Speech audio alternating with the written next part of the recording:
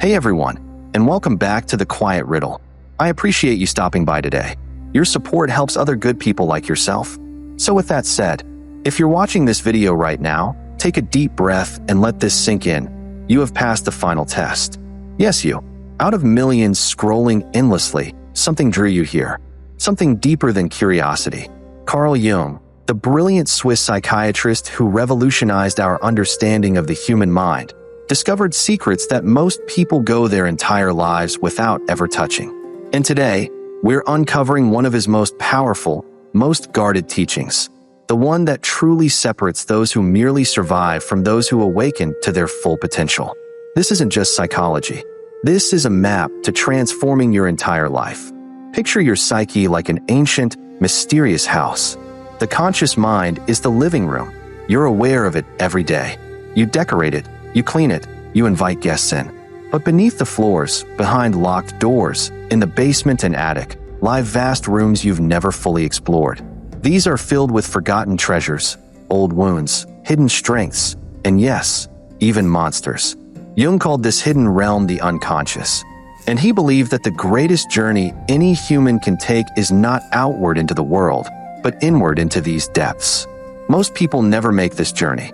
They stay in the comfortable living room, distracted by work, social media, relationships, or endless entertainment. They chase external validation, material success, or temporary pleasures, all while sensing a quiet emptiness inside. Jung saw this clearly. He warned that modern life disconnects us from our deeper selves.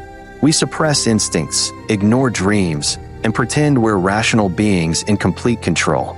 But we're not. Beneath the surface, powerful forces shape our choices, our fears, our desires. The final test isn't a quiz or an achievement. It's not about how much money you make, how many followers you have, or how perfect your life looks on the outside. No, the final test is whether you're willing to confront your shadow, the dark, repressed aspect of your personality that holds everything you've rejected about yourself. Anger you won't admit to, jealousy you hide, weaknesses you deny, desires society deems unacceptable. The shadow isn't evil, it's simply unseen. And until you face it, it controls you from behind the scenes. Jung wrote extensively about the shadow in works like Ion and Psychology and Alchemy.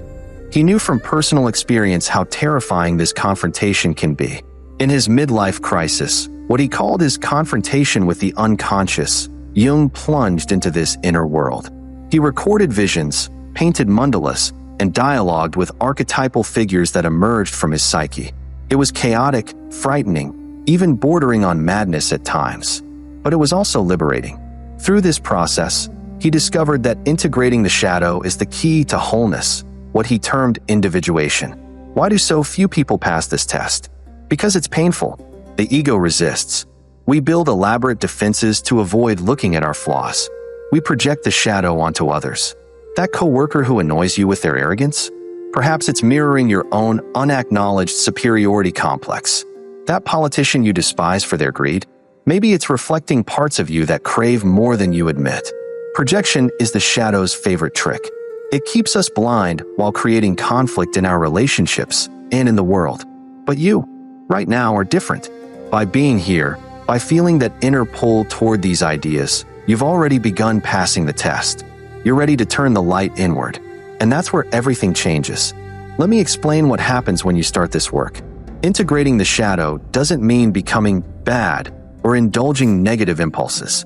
It means accepting them as part of you, transforming their energy into something constructive. That repressed anger becomes healthy assertiveness. That hidden creativity you were ashamed of emerges as passion. That fear you buried turns into wisdom and caution. Jung said, "The shadow is a tight passage, a narrow door, whose painful constriction no one is spared who goes down to the deep well." But on the other side is freedom. Let's make this practical. How do you actually confront and integrate your shadow? Jung left us powerful tools that anyone can use. First, observe your emotional reactions. Whenever you feel intense irritation, judgment, or admiration towards someone, pause. Ask yourself, what quality in this person is triggering me? Is it something I possess but deny? Or something I long for but reject in myself?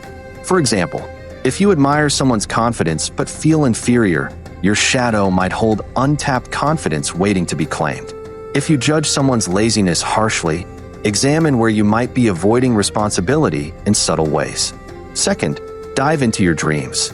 Jung considered dreams the royal road to the unconscious. The figures that appear, especially those that oppose your waking personality, are often shadow manifestations. A dream of a violent criminal might represent repressed aggression. A seductive temptress could symbolize denied sensuality. Keep a journal by your bed. Record dreams immediately upon waking. Look for patterns over time. Ask, what is this dream figure trying to tell me? What part of me have I disowned? Third, practice active imagination. One of Jung's most profound techniques. Find a quiet space. Relax your mind. Allow images to arise spontaneously. Then, engage with them. If a dark figure appears, don't run. Dialogue with it. Ask its name, its purpose, why it's been hidden. Write down the conversation or speak it aloud. This bridges conscious and unconscious, building a relationship with the shadow instead of fighting it. Fourth, examine your slips of the tongue, your accidents, your bad habits. Freud called these parapraxis, but Jung saw them as messages from the unconscious. That sarcastic comment you didn't mean to say, it might reveal hidden resentment. That recurring procrastination, perhaps a rebellion against overly rigid self-expectations. Fifth, look to your childhood. Many shadow elements form early when we're shamed for natural impulses. Were you punished for anger? Taught that ambition was selfish? Those repressed parts didn't disappear, they went underground, influencing you unconsciously. As you do this work, something extraordinary happens. Energy that was tied up in repression becomes available. Creativity surges. Relationships deepen because projection decreases. You become less reactive, more authentic.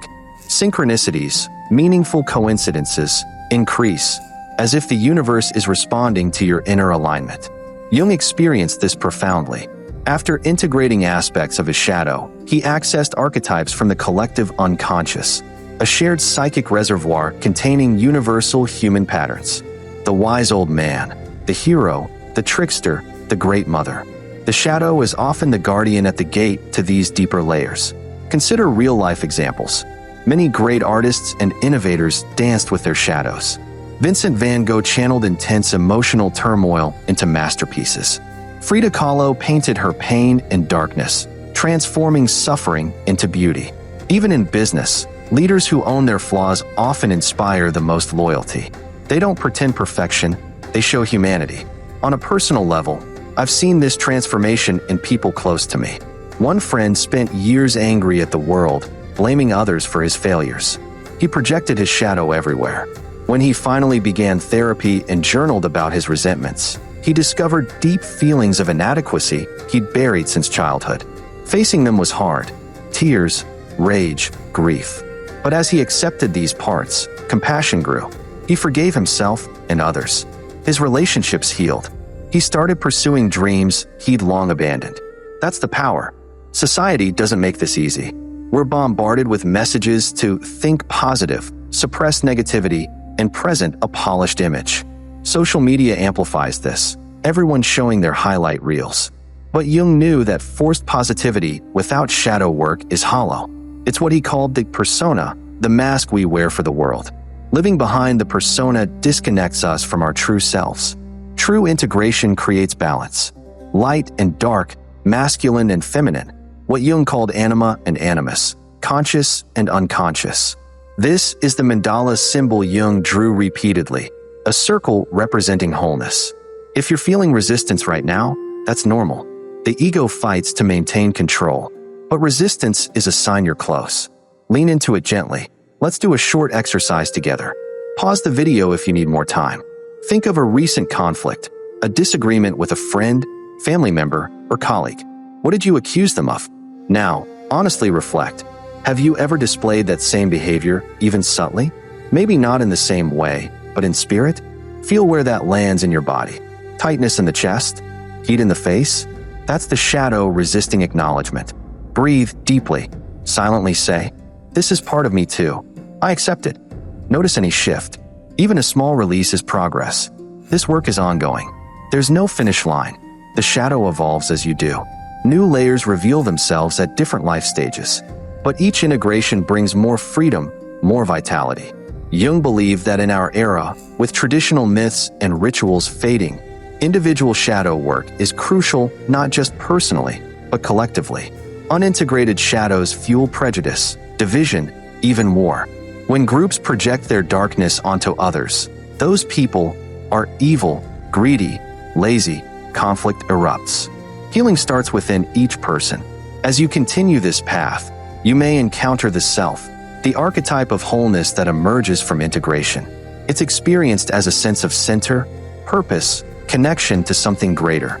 Some call it God, the divine spark, or higher consciousness. Jung was careful not to define it religiously, but he recognized its profound nature. If this resonates, explore Jung's writings further. Start with Man and His Symbols for an accessible introduction. Memories, Dreams, Reflections is his autobiography, fascinating and revealing. The Red Book shows his raw confrontation with the unconscious, though it's intense.